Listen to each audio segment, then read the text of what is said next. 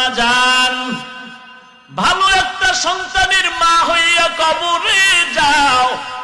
এমন সন্তান আল্লাহর কাছে দোয়া করো, আল্লাহ এমন সন্তানের মা বাবা বানাইয়া দাও, মরণের পরে যেন সন্তান আমার জানাজার ইমামতি করতে পারে, কবরের কিনারায় দাঁড়ায় যেন সন্তান কোরআন তেলাওয়াত করে দোয়া করতে পারে। বাচ্চাটা বলে আমি নাকি রহমান, এই বাচ্চাটা বলে আমি আল্লাহ নাকি বড় রহিম।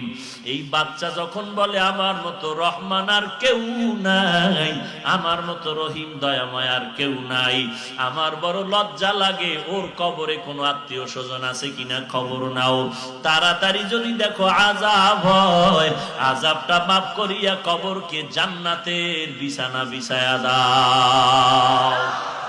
নবীর উম্মতের দল, আল্লাহ যদি জিজ্ঞাসা করে বান্দা আমার দরবারে কি নিয়ে হাজির হয়েছে, এমন একটা আমল কি জীবনে আল্লাহর কাছে দেখাইতে পারবেন? আল্লাহ এই আমল নিয়ে আসছে।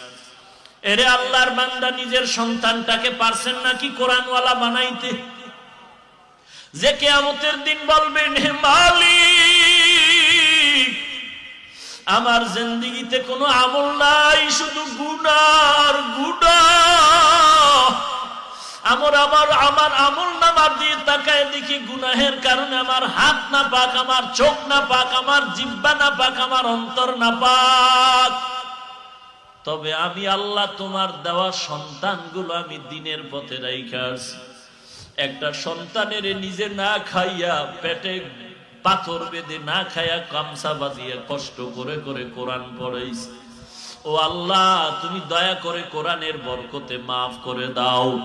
খাজা মুঈনুদ্দিন চিশতি আজমিরি কত বড় একজন আল্লাহওয়ালা, মদিনা থেকে ভারতে আসলেন, কালেমার দাওয়াত দিলেন, লক্ষ লক্ষ বেঈমানেরা তার হাতে কালেমা পড়ে মুসলমান হয়ে গেল। খাজা মুঈনুদ্দিনের মনটা বড় আনন্দে উৎফুল্ল। মা ডাক দিয়া কয়, বাবা তুই এত খুশি কেন? ডাক দিয়া কয়, আম্মা জান, ভারতবর্ষে আমার হাতের সাথে হাত লাগায়া লক্ষ লক্ষ বেদিন কালেমা পড়েছে।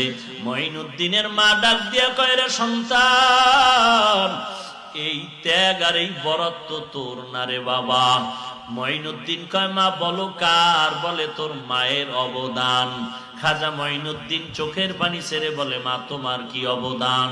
মা চোখের পানি ছেড়ে কান্না করে আর বলে, ওরে সন্তান, তুই আমার গর্ভে থাকা অবস্থায় আমি মা ঘুমাইতাম না, রাতের অন্ধকারে যায় নামাজে বসে চোখের পানি ছেড়ে কাঁদতাম আর আল্লাহর দরবারে দোয়া করতাম, ও আল্লাহ তুমি আমার গর্ভের সন্তানটারে একজন আদর্শ মানুষ বানাও।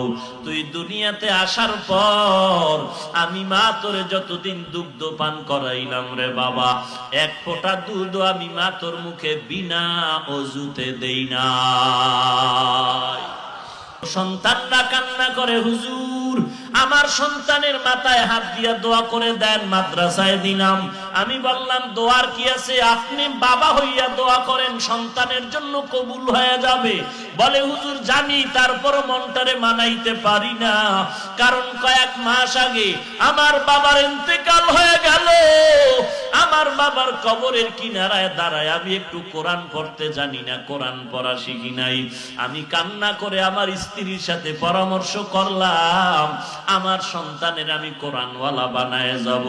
আমি কিছু পাই আর না পাই, আমার কবরের কিনারায় গিয়ে যদি সন্তান কোরআন তেলাওয়াত করে, ওই কবরে আর আযাব কখনো হবে না। এরে নবীর উম্মতের দল, ওই কবরের আযাবের ঘর, নবী বলেন কবর হবে কারো জন্য জান্নাতের বাগান, অথবা কারো জন্য হবে জাহান্নামের টুকরা।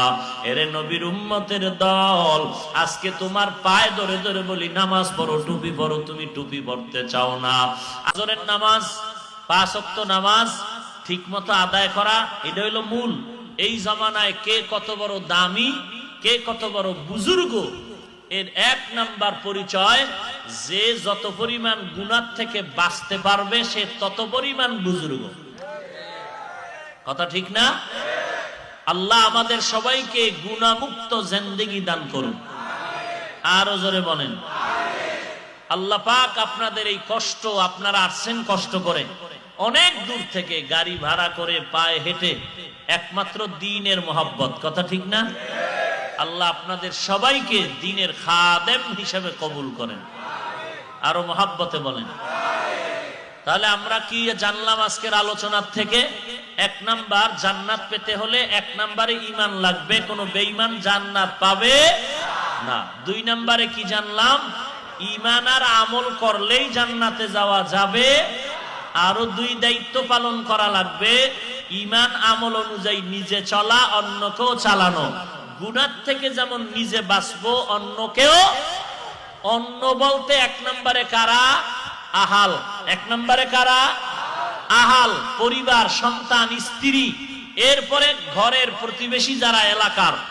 এরপরের সিরিয়াল হলো উম্মতের চিন্তা। উম্মতের চিন্তা আপনার না, উম্মতের চিন্তা করবে ওলামায়ে কেরাম। উম্মতের চিন্তা কারা করবে?